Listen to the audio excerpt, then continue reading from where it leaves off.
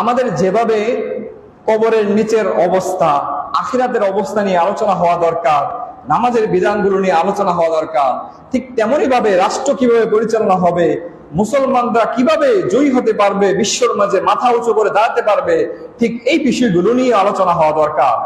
আমরা যখন রাসূল সাল্লাল্লাহু আলাইহি সাল্লাম বিভিন্ন জিহাদের ময়দানে এবং বড় বড় সমাবেশ হতো, এই ইসলাম কিভাবে বিজয় হয়, মুসলমানরা কিভাবে জয় লাভ করতে পারে, ইহুদি নাস্তিক থেকে মুসলমানরা মুনাফিক থেকে কিভাবে বিজয় হতে পারে, তাদের অত্যাচার নিজের থেকে কিভাবে বাঁচতে পারবে, এই বিষয়গুলো নিয়ে আলোচনা করতেন।